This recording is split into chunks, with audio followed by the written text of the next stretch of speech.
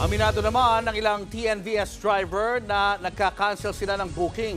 Depensa nila, lugi rin daw sila sa maliit na kita ngayong matindi na ang traffic. Live mula sa EDSA Santolan, nasa frontline ang balitang yan si Brian Basa. Brian, gano'n na naman katindi ang traffic ngayon? Kasagsagan ng rush hour kaya usad pagong ang mga sasakyan dito sa EDSA Santolan. Ang ganitong traffic ang ayaw na ayaw ng mga tao. Pero ang pinagkaiba, ang commuter kailangan suungin ito. Ang e-taxi driver naman umiiwas dito.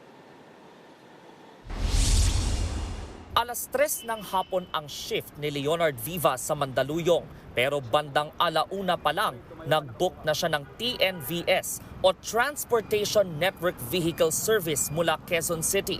Mahirap daw kasing mag-book ngayong magpapasko, lalo tuwing rush hour. Siyempre, ubos na yung energy mo pagdating sa office eh. So, mababa na yung energy mo pagdating mo pa lang sa office. So, nakaka-apekto rin siya productivity mo. Nakaka-haggard. Oo, nakaka-haggard din siya. Oo. Especially kasi nakagutom din eh. Pero parang araw-araw ng rush hour sa EDSA ngayong holiday season. Animoy pila ng sasakyan ang sumalubong sa amin pagsampas sa Kamuning flyover sa Quezon City.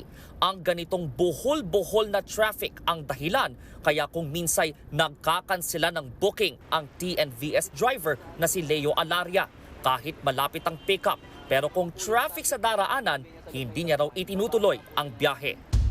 Lalo po pag halimbawa 3 kilometers or 3 kilometers yung distance po ng pick-up. Sayang na po yung oras po namin na papunta ron, lalo kung sa traffic po. May mga ano po yan sir, acceptance rate at saka yung sa cancellation rate po. Nababawasan po yun sir. Kaya ako naman po, minamaintain ko po yun sa yung cancellation ko sa loob ng isang araw, mga 2 beses lang or 3 sa loob ng isang araw. Ipatatawag daw ng Grab management kung bagsak ang acceptance rating. Laging issue kung sino ang dapat mag-cancel, ang pasahero o ang driver.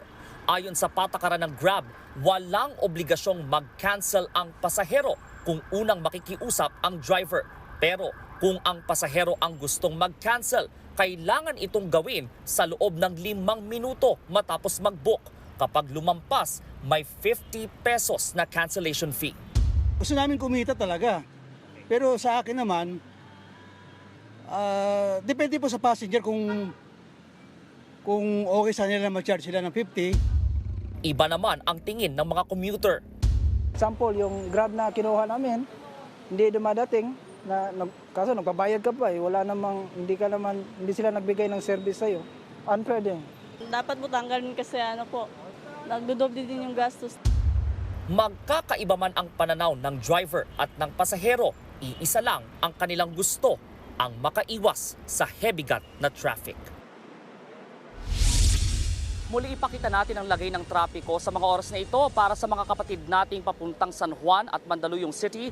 Humandang pumreno mula rito sa EDSA Main Avenue hanggang Ortigas Flyover. Aabutin kayo ng kalahating oras papuntang Shaw Boulevard. Humigit kumulang 1 oras naman pa Ayala Avenue sa Makati.